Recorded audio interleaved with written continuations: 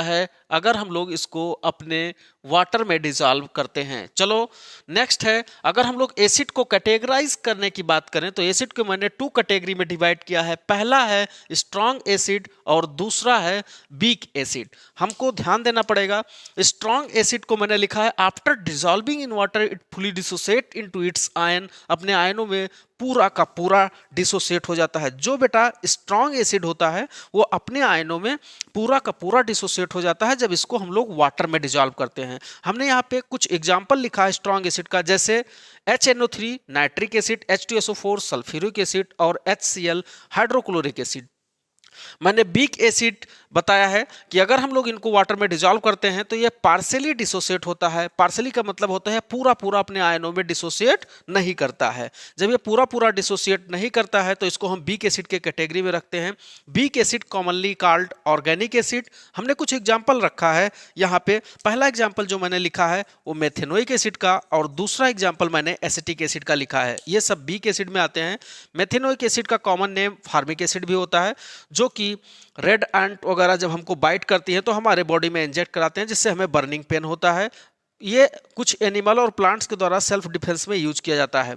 यहाँ पे CH3COH मतलब एसिटिक एसिड लिखा है जो विनेगर एसिड होता है। चलो हम और देखते हैं कि एसिड को हम लोग कैसे पहचानेंगे। हमने लिटमस पेपर के बेसिस पे एसिड को पहचानने के लिए लिखा है। सबसे पहले हमें ये पता होना चाहिए दोस्तों कि एक्चुअली लिटमस पेपर क्या है। लिटमस पेपर एक प्रकार का इंडिकेटर होता है। ये इंडिकेटर होता है जो हमें लाइकेन से प्राप्त होता है। लाइकेन से प्राप्त होता है। ये लाइकेन क्या है आपको ध्यान देना है। ये हमने यहाँ पे एक अलग चीजों को लिख दिया है, ये लाइकेन लिखा गया है। ये हमें कहाँ से प्राप्त होता है तो इसको ध्यान देना है। लाइकेन जो है एक सिम्बियोटिक रिलेशन को रिप्रेजेंट करता है। ये सिम्बियोटिक रिलेशन को रिप्रेजेंट करता है बिटवीन द एल्गी। बच्चे जो बायो पढ़े होंगे आप लोगों को पढ़ाया गया होगा, एल्गी और जो फंजाई होता है इनके बीच में रिलेशन को रिप्रेजेंट करता है ये सिम्बियोटिक रिलेशन। तो लाइकेन एक सिम्बियोटिक रिलेशन को रिप्रेजेंट करने वाला ऑर्गेनिज्म है। हम ऑर्गेनिज्म कहेंगे क्योंकि ये symbiotic relation between the algae and fungi represent करता है, जहां पे एल्गी इसे फूड प्रोवाइड कराती है। ध्यान दीजिएगा, एल्गी इसे फूड देता है जबकि फंजाई है ये क्या करता है, फंजाई एल्गी को वाटर और मिनरल एब्जॉर्ब करके देता है, जबकि एल्गी जो है वो फंगी को क्या करता है, फोटोसिंथेसिस करके फूड प्रोवाइड करता है, क्योंकि एल्गी जो है वो ग्रीन लीव्स वगैरह रखता है जिसमें क्लोरोफिल होता है। आपको ध्यान देना है बच्चे, लिटमस पेपर तो हमने यहाँ पे बताया है एक इंडिकेटर का वर्क करता है और ये एसिड में किस कलर को चेंज करता है। तो आपको ये पता होना चाहिए जब हम लोग क्या करते हैं, यहाँ ध्यान देंगे हम लोग लिटमस के केस में, अगर हम लोग ब्लू कलर के लिटमस पेपर के ऊपर ब्लू कलर पे अगर हम लोग एसिड डाल देंगे तो ये ब्लू कलर को रेड कलर में कन्वर्ट कर देगा। आपको ध्यान देना है, ब्लू कलर को रेड कलर में बना देगा अगर हम लोग इसके ऊपर एसिड डालेंगे। आपको ध्यान देना है, ब्लू से हमें मिल गया रेड अगर हम लोग एसिड यूज किए हैं। चलो यहाँ पे हम लोगों को एक बार दोबारा ध्यान देना है। हमने एसिड के बारे में बताया है, एसिड H+ आयन रिलीज करता है। H+ आयन रिलीज करने वाले को हम लोग एसिड कहते हैं। दूसरी चीज, हमने एसिड को 2 पार्ट्स में डिवाइड कर दिया, स्ट्रॉन्ग एसिड और वीक एसिड। स्ट्रॉन्ग एसिड के कुछ एग्जांपल मैंने यहाँ लिखा, जैसे नाइट्रिक एसिड, सल्फ्यूरिक एसिड और हाइड्रोक्लोरिक एसिड। हम ऑर्गेनिक एसिड की बात करें तो ये वीक एसिड होता है, जिसमें मैंने मेथेनोइक एसिड और एसिटिक एसिड लिखा है। एसिटिक एसिड का कॉमन नाम विनेगर सोल्यूशन होता है, ये विनेगर में पाया जाने वाला एसिड होता है। मेथेनोइक एसिड रेड एंट और निटल प्लांट्स में पाया जाता है। एसिड लिटमस पेपर के ऊपर अगर ब्लू कलर का लिटमस पेपर है, हम उसके ऊपर एसिड फ्यू ड्रॉप्स डाल देंगे तो ये रेड कलर में कन्वर्ट हो जाएगा। दूसरी सबसे बड़ी एक और चीज है, अगर हम लोग देखा जाए तो ये सॉर टेस्ट प्रोड्यूस करता है। अगर एसिड की हम टेस्ट की बात करें तो ये सॉर टेस्ट देता है, ये इंपॉर्टेंट है। जैसे हम लोग नींबू खाते हैं, हम लोग नींबू, टोमेटो या जितने भी खट्टे फ्रूट्स होते हैं उन सभी में कोई ना कोई एसिड मिलता है। इमली जो भी ले लेंगे उसमें हम लोग को क्या मिलेगा, एसिड मिलेगा, कोई ना कोई एसिड मिलेगा। तो इस प्रकार से हम लोग इनके बारे में जानते हैं। जबकि अगर हम लोग इस चैप्टर के मेजर केमिकल रिएक्शन की बात करें तो एसिड से होने वाले केमिकल रिएक्शन को हम आपको दिखाते हैं। चलो हम लोग फटाक से ध्यान देते हैं तब तक, एसिड किस किस प्रकार के रिएक्शन को शो करता है। तो एसिड का रिएक्शन मेटल से होता है, एसिड का रिएक्शन बेस से होता है और एसिड का reaction metal carbonate and metal hydrogen carbonate से होता है।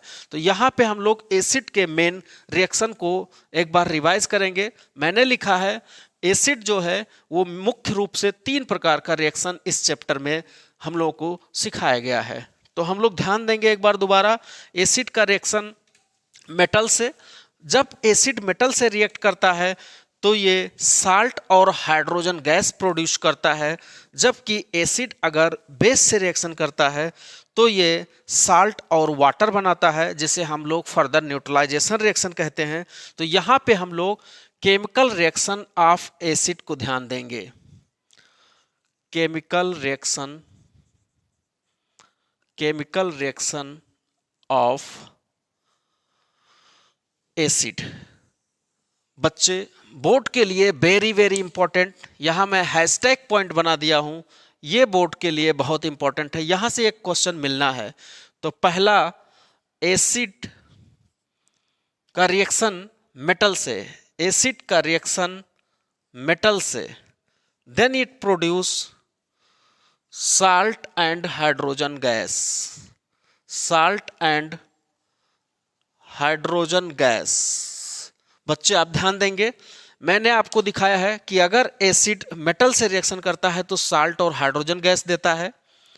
तो इसका हम लोग एग्जांपल, एसिड मैंने हाइड्रोक्लोरिक एसिड लिया है प्लस मेटल में जिंक मेटल लिया है।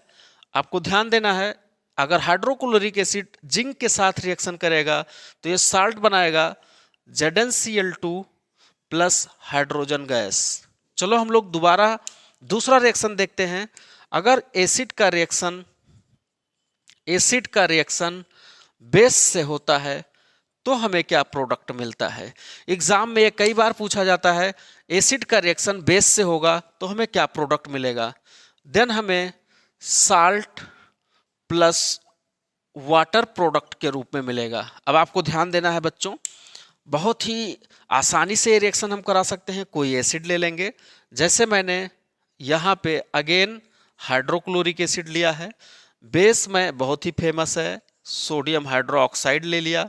अगर इनका रिएक्शन होगा तो यहाँ से ध्यान देना है, यहाँ का नेगेटिव पार्ट यहाँ के पॉजिटिव पार्ट से ऐड होगा और हमें साल्ट के रूप में NaCl मिल जाएगा। आपको ध्यान देना है, मैं ये साल्ट लिखा हूँ, NaCl प्लस यहाँ से हाइड्रोक्साइड और यहाँ से हाइड्रोजन आयन, ये दोनों मिलके वाटर रिमूव करेंगे तो 1 मोल वाटर निकलेगा। बैलेंस फॉर्म आपको देखते रहना है बेटा, आपको बैलेंस खुद से करना होगा। एसिड और बेस का मैंने रिएक्शन कराया। थर्ड मैंने बताया था इस चैप्टर का मुख्य रिएक्शन जो है वो ये है, एसिड का reaction metal carbonate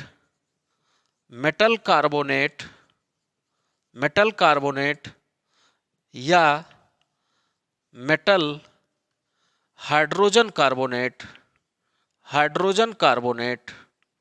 metal carbonate या मेटल हाइड्रोजन कार्बोनेट, तब ये प्रोडक्ट में क्या देगा।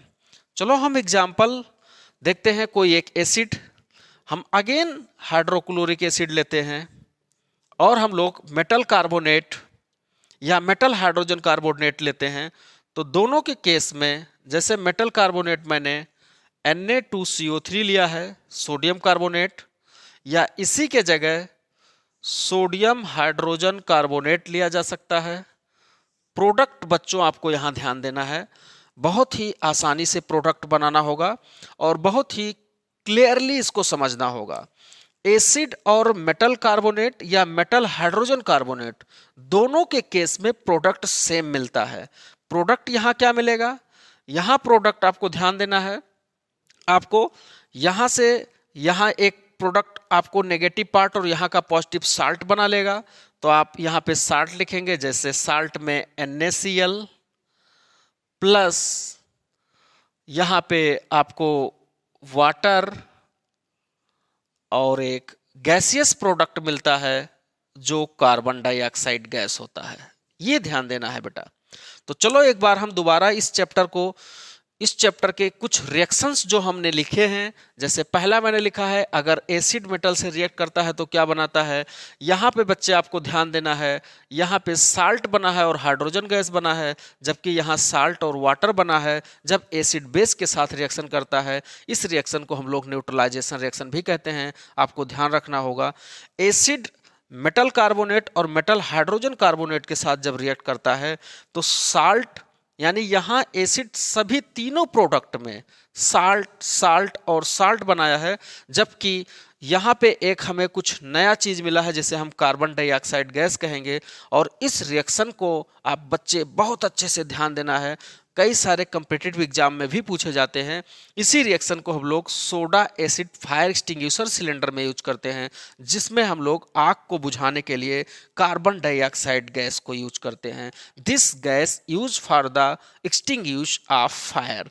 तो ये रिएक्शन आपको वेरी वेरी इंपॉर्टेंट में रखना है बेटा। ये रिएक्शन आपके एग्जाम में पूछा जाएगा, तो आपको करना होगा कि soda acid fire extinguisher cylinder में कौन सा रिएक्शन यूज होता है। तो आपको बताना होगा बच्चे, जिसमें एसिड और हम लोग कोई एक कार्बोनेट को यूज करते हैं, वो चाहे मेटल कार्बोनेट हो और चाहे मेटल हाइड्रोजन कार्बोनेट हो। तो इस प्रकार से इन चीज़ों को हम लोग ध्यान देंगे। दूसरा सबसे बड़ी चीज, आपको इस चैप्टर के कुछ और चीज़ों को ध्यान देना है। अगर हम लोग बात करें साल्ट की, तो साल्ट की अगर हम लोग बात करेंगे तो आपको इस चैप्टर से साल्ट के फार्मूले कई बार पूछे जाते हैं। अब उस फार्मूले के लिए हम लोग क्या ध्यान देंगे, आपको एक चीज को ध्यान देना है, बहुत ही अच्छे से आपको अपने बोर्ड में अपने दिमाग से चीजों को करना होगा। मैं आपको बता रहा हूं, आपको फार्मूले में पूछा जाएगा कि कौन सा ऐसा साल्ट है जिसमें वाटर मॉलिक्यूल नहीं है। जैसे यहाँ पे हम कुछ साल्ट के नाम लिख रहे हैं, ध्यान दीजिएगा बेटा। मैं पहला लिखा हूं CaSO4 इंटू 2H2O। दूसरा CaSO4 इंटू हाफ H2O। ध्यान दीजिएगा बच्चे।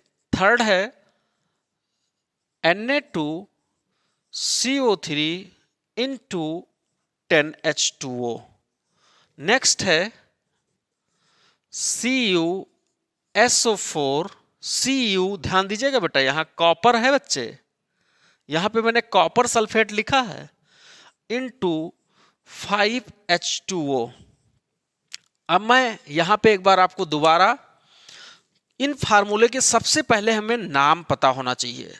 CaSO4 इंटू 2H2O, जिसे हम लोग जिप्सम के नाम से जानते हैं, इसे हम लोग जिप्सम कहते हैं। दूसरा है CaSO4 इंटू हाफ H2O, यह है POP, प्लास्टर ऑफ पेरिस कहलाता है।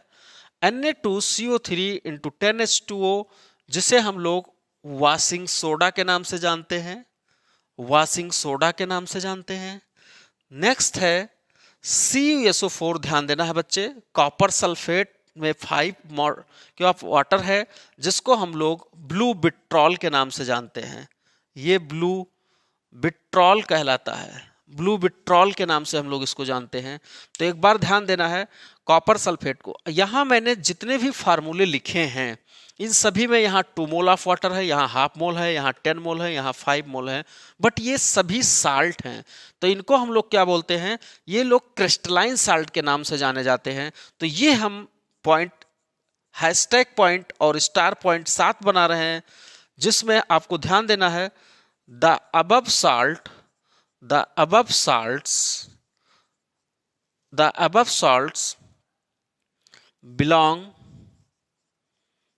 belonging from क्रिस्टलाइन साल्ट, ये क्रिस्टलाइन साल्ट कहलाते हैं। क्रिस्टलाइन साल्ट का मतलब ये होता है, या वाटर ऑफ क्रिस्टलाइजेशन भी इसे कहा जाता है। The meaning of water of crystallization, they have the water in hidden form, इनका एक कैरेक्टरिस्टिक्स होता है, बच्चे आपके एग्जाम में पूछा जाएगा, ये वाटर हिडन फॉर्म में रखते हैं। तो जब ऐसा साल्ट जिसमें वाटर तो है लेकिन हमें वाटर का प्रभाव स्टेंट नहीं दिखाई देता है, ये हमें पाउडर के रूप में, हमें सॉलिड के रूप में दिखाई देते हैं, तो इसको हम लोग क्रिस्टलाइन साल्ट कहते हैं, यानी ये वाटर ऑफ क्रिस्टलाइजेशन को रिप्रेजेंट करते हैं। तो मैंने आपके सामने लगभग एसिड से होने वाले रिएक्शन को दिखाया, जिसमें हमने एक बहुत ही इंपॉर्टेंट रिएक्शन बताया, जिसमें हम लोग फायर एक्सटिंग्विशर सिलेंडर में यूज करने वाले रिएक्शन को भी यहाँ पढ़े हैं। उसमें कार्बन डाइऑक्साइड गैस रिलीज होती है और उस कार्बन डाइऑक्साइड गैस को हम लोग यूज करते हैं जाके फायर को एक्सटिंग्विश करने के लिए। तो ये आपको टेबल याद रखना है बेटा, ये फार्मूला जितना मैंने लिखा है यहाँ पे, ये सब वाटर को रखने वाले साल्ट हैं, इसमें वाटर प्रेजेंट होता है, जबकि बेकिंग सोडा और बेकिंग पाउडर में वाटर नहीं होता है। तो जब भी आपको बेकिंग पाउडर का फार्मूला मिलता है, जिसे हम सोडियम हाइड्रोजन कार्बोनेट कहते हैं, तो यहां आपको ध्यान देना है NaHCO3 जो कि बेकिंग पाउडर है, बेकिंग पाउडर है, और इस बेकिंग पाउडर में आपको ध्यान देना है, बेकिंग पाउडर में बेसिकली अगर हम लोग एसिड को बेकिंग सोडा में ऐड कर दें तो बेकिंग पाउडर बन जाता है। यानी अगर हम लोग बेकिंग पाउडर की बात करें तो baking soda plus H plus मतलब कोई एक एसिड। यहां ध्यान दीजिएगा, यहां मैंने इसको लिखा है, ये है baking soda, baking soda, baking soda. अगर हम लोग बेकिंग सोडा में कोई एसिड मिला दें जो एडिबल एसिड हो, कोई भी एडिबल एसिड जैसे टार्ट्रिक एसिड, अगर हम लोग क्या मिला दें, टार्टेरिक एसिड, तो टार्ट्रिक एसिड मिलाने के बाद ये बेकिंग सोडा जो है वो बेकिंग पाउडर में कन्वर्ट हो जाता है, ये है बेकिंग पाउडर। तो आपको यहाँ ये चीज ध्यान देना है बच्चे, ये जो मैंने मिलाया है आपको एक चीज ध्यान देना है, यहाँ मैंने क्या बताया आपको ये चीज पता होना चाहिए, ये बेकिंग सोडा है। अगर हम बेकिंग सोडा में कोई एसिड मिला देते हैं, जैसे हमने टार्ट्रिक एसिड लिया है, तो ये बेकिंग पाउडर बन जाता है। This is the basic difference in the baking powder and baking soda. Baking soda में जब कोई एडिबल एसिड मिलाते हैं यानी ऑर्गेनिक एसिड मिलाते हैं तो ये हमें बेकिंग पाउडर दे देता है। अब एक चीज यहाँ और ध्यान देना है, जो कि बेकिंग सोडा हमारे पास है, इसमें वाटर मॉलिक्यूल नहीं है, फिर भी ये साल्ट है, तो आपको ध्यान देना है यहाँ वाटर नहीं है, मतलब ये क्रिस्टलाइन एसिड से थोड़ा अलग है। दूसरी एक और सबसे बड़ी चीज आपको ध्यान देना है, यहाँ पे एसिड्स का रिलेशन आपको ध्यान देना है पीएच से कैसे होता है। चलो 1 मिनट में हम क्लियर करते हैं कि एसिडिटी और पीएच वैल्यू का क्या रिलेशन होता है। आपको ध्यान देना है बच्चे, अगर हम लोग एसिडिटी की बात करें, एसिडिटी की बात करें तो acidity inversely proportional pH value होता है। पीएच वैल्यू की हम बात कर रहे हैं, ध्यान देना बच्चे, acidity inversely proportional pH value होता है। अब चलो यहाँ हम आपको बताते हैं इनवर्सली प्रोपोर्शनल का मतलब क्या है। अगर हमारे पास मान लो सब्सटेंस ये और V हैं, ये सब्सटेंस ये और B हैं, आपको ध्यान देना है बच्चे, और अगर इनकी पीएच वैल्यू कुछ इस प्रकार से है, पीएच वैल्यू मैंने जो रखा है वो ये है, ये की पीएच वैल्यू 4.0 है, जबकि V की वैल्यू 7.6 है। अब आपको ध्यान देना होगा 4.0 और 7.6, तो ये पीएच वैल्यू अधिक है, यानी बी सब्सटेंस जो है वो लेस एसिडिक है, और जबकि ये सब्सटेंस है वो मोर एसिडिक है। यानी हम लोग ऐसे इस क्वेश्चन का आंसर देंगे, जो ये होगा वो ग्रेटर देन होगा बी के अपेक्षा, और ये जो ऑर्डर होगा वो एसिडिटी का होगा। अब आपको ये चीज समझना है, आपको ध्यान देना है, जिस सब्सटेंस की जितना अधिक पीएच वैल्यू होगी वो सब्सटेंस उतना अधिक बेसिक होगा, और जिसकी वैल्यू जितना कम होगी वो सब्सटेंस एसिडिक होगा। ओके, मिलते हैं हम लोग नेक्स्ट वीडियो में बेटा।